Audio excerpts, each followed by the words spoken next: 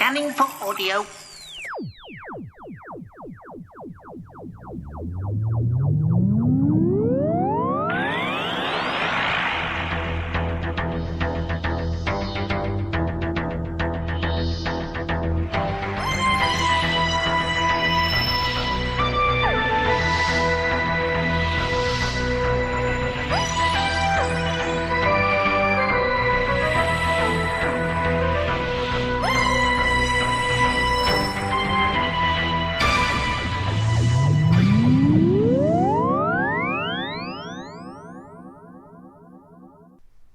Welcome to the first full day of SoloCon.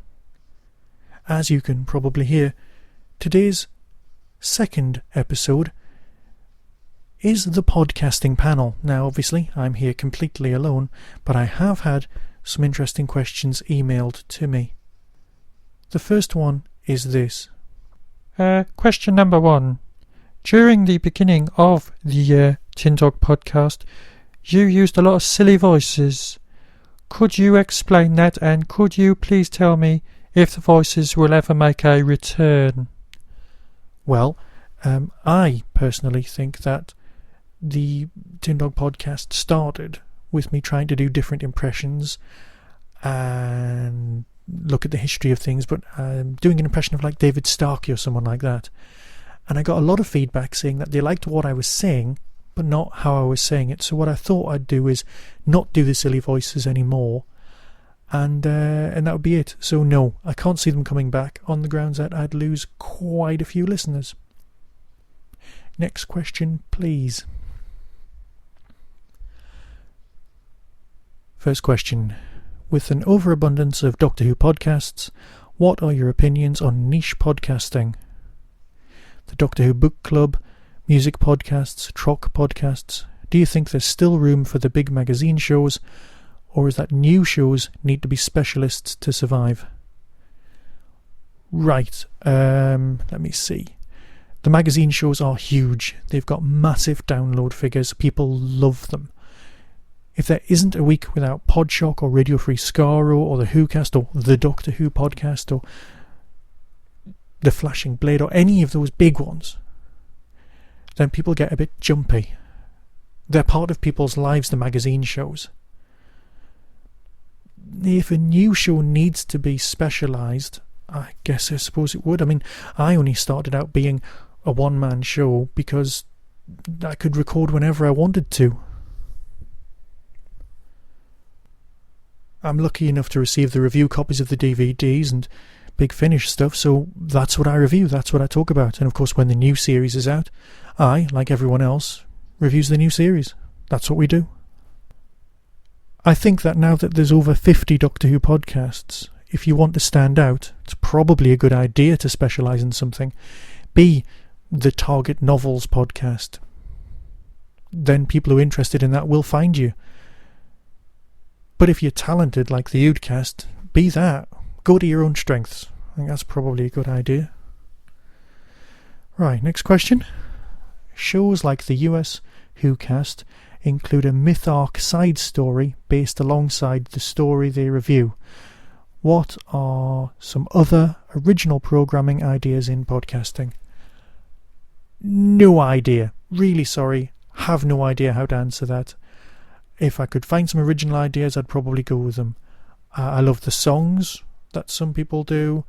I like parodies. I like every Christmas. I love the Mr. Dalek stories.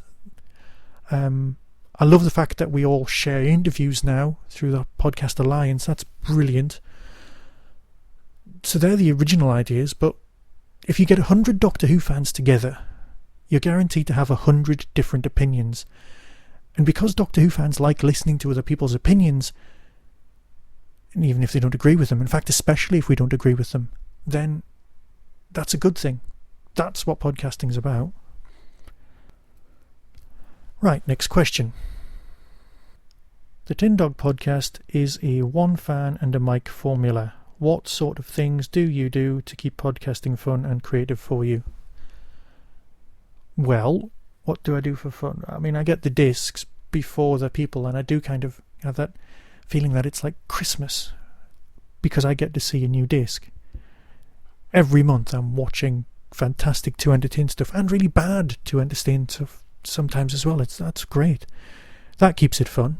But also, like a few weeks ago, I reviewed Dirk Gently's Holistic Detective Agency. I had some time off from pure Doctor Who just to talk about something I wanted to. And because I've only got myself to answer to, it was alright. I do try and record things in lumps, say do 4 shows at once, and then I can have sort of the rest of the month just making the odd note on something that I know is coming up. And I can get on with my own writing and things like that, which is, of course, what I find, I'm really passionate about. And real life as well, does kind of get in the way of podcasting, or does podcasting get in the way of real life? I'll make your own mind up on that one. Next question, I think. With a small segment of podcasting with the explicit tag out there, such as the TARDIS Tavern, Pharos Project, Happiness Patrol, etc., what are some things that make these shows interesting to you? Does the existence of these shows mean that we are seeing a real diversity of podcasting, of opinion in podcasting? Well, yeah. I mean, the fact that there's some explicit shows out there is brilliant because, we're not all angels all the time. Some of us want the odd drink, and thanks to small recording equipment, we can now drink and podcast at the same time, and that's no longer a crime. I've got no issues with these shows existing whatsoever. I mean, Chris, one of my mates from university, is actually one of the hosts of the Pharos Project, and it's really nice to know that someone I had so much in common with in the past is still doing that. And let's face it, there are times when I want to swear about a Doctor Who show, and because I've got a clean tag, I can't. These people can and do, and that's absolutely fine. There's always going to be diversity of opinion, but that's good. It'll keep everything fresh. Next question, I think. As podcasters, what can we do to encourage more new podcasters to join the Doctor Who Podcast Alliance and to encourage unique voices and topics and commentary? Right. Like me, if you've got something to say, or you think you've got something to say, which is more likely, then you'll probably try podcasting. If you like it, you'll stick with it, and if you don't, you won't.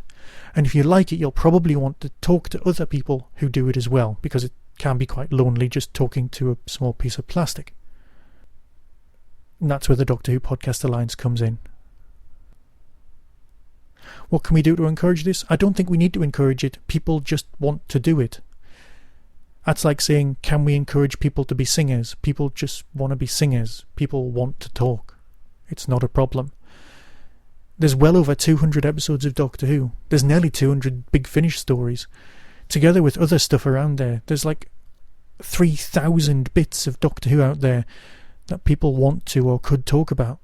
Really not a problem finding a subject. And if there's a subject, then there's opinion. And that's what we're here for. Next question. In a recent podcast panel Dr. Phil attended, Nick Briggs suggested to folks to get a guest to help propel a new show. Is there a truth to this, or is it important for a show to gain an audience? There's a lot of people out there who want a lot of free content. We are free content. So people will try a new podcast. They'll go, there's a new one, I'll give it a go. If I like it, I'll keep it. If I won't, I won't. And that's fine. Get a guest? I mean, do we get a guest to interview? I suspect I won't be the world's greatest interviewer. I'm too self-centered and want to talk about myself all the time. I also am sure that I'd mix up actors with other actors and show myself up. I've actually done that at conventions, and I'm not proud to say that. Weren't you in this episode? No, I wasn't. That's not going to go down in a show. I know I could cut it out, but I'd know I'd say it. I was once in a car with Colin Baker, and I'm sorry, but I felt like I was about 12 and just embarrassed. I don't think I could have a guest.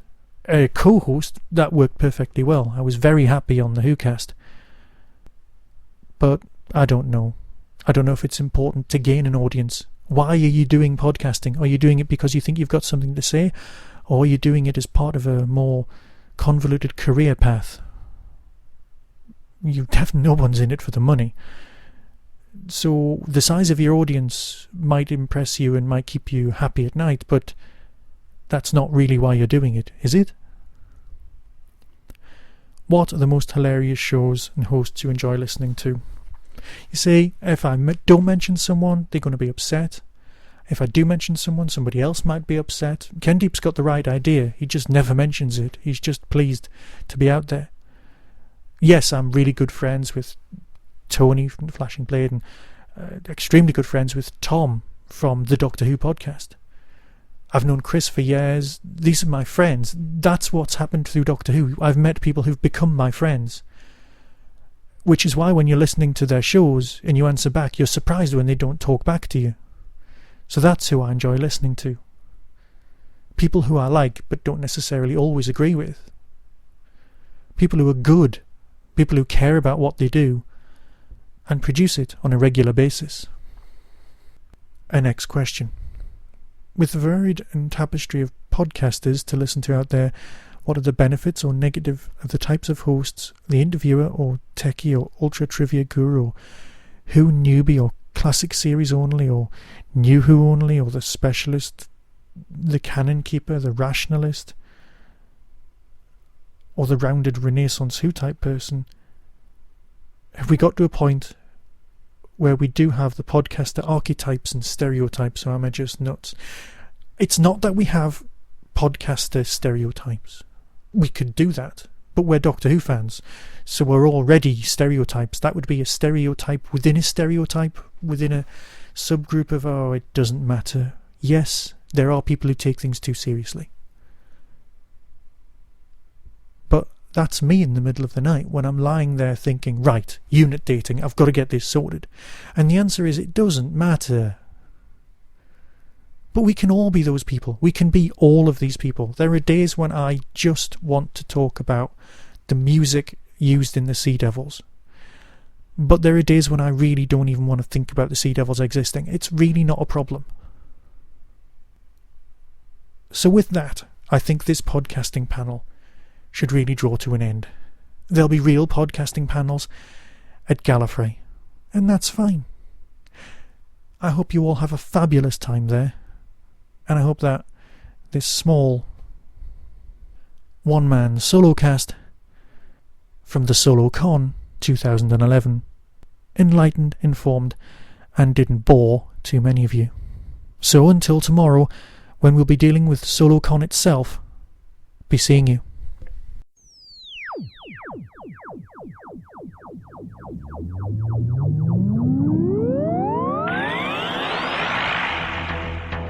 You have been listening to the Tin Dog Podcast. Doctor Who and its associated shows are all trademark of the BBC. No infringement is intended.